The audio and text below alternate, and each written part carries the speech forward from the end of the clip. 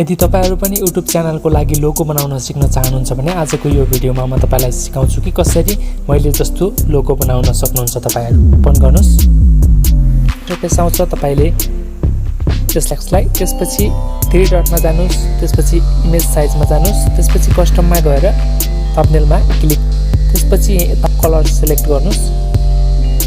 तपाईको अगाडि यस्तो अप्सन खुल्छ, तपाई प्लस आइकनमा जानुस्। प्लस आइकनमा जानुभयो भने तपाईले ट्याग्स को अप्सन देख्न सक्नुहुन्छ। ट्याग्स डाइरेक्ट लेख्न पनि सक्नुहुन्छ, शेप्स पनि एड गर्न सक्नुहुन्छ। म चाहिँ शेप्स एड गर्छु, त्यसपछि सर्कल वाला लिन्छु, यसलाई 0 गराइदिन्छु। म यसलाई 0 गराएर यसलाई हल्का बढाइदिन्छु। यसलाई हल्का बढाइदिएर म चाहिँ यहाँबाट एउटा कलर लिन्छु, त्यसपछि यसलाई हल्का ठुलो बनाइदिन्छु, त्यसपछि यसलाई बीचमा लिएर राखिदिन्छु। त्यसपछि यहाँ क्लिक गरेर यसलाई म लक गरिदिन्छु ताकि यो नचलोस्। प्लस आइकनमा जान्छु फेरि, त्यसपछि ट्याग्समा गएर मेरो च्यानलको नाम लेखिदिन्छु। मेरो च्यानलको नाम हो क्रिएटर ट्रेन्ड, त्यसैले म यसलाई सिलेक्ट छु, त्यसपछि यसलाई चाहिँ यहाँबाट बढाइदिन्छु, त्यसपछि यहाँबाट कलर येलो राखिदिन्छु। त्यसपछि एबीमा गएर यहाँ धेरै फन्टहरु छ, तपाई जुनसुकै फन्ट युज गर्न सक्नुहुन्छ।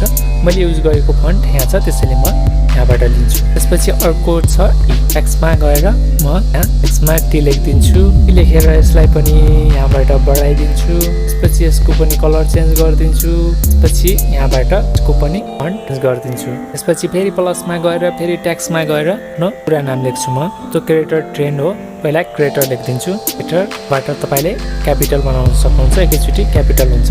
पछि तल गएर म एबीमा जान्छु, एबीमा गएर फन्टमा सिलेक्ट गर्छु, त्यसपछि तल जान्छु, तल गएर म यहाँबाट कलर लिन्छु, यसलाई लो बनाइदिन्छु, यसलाई हल्का बढाइदिन्छु। त्यसपछि फेरि प्लसमा गएर ट्याक्समा गएर फेरि म यहाँ दिन्छु ट्रेन्ड, त्यसपछि डन, त्यसपछि यसलाई यहाँबाट त्यसपछि जान्छौँ फन्टमा गएर यहाँबाट फन्ट सिलेक्ट गरेर यहाँ राखिदिन्छु।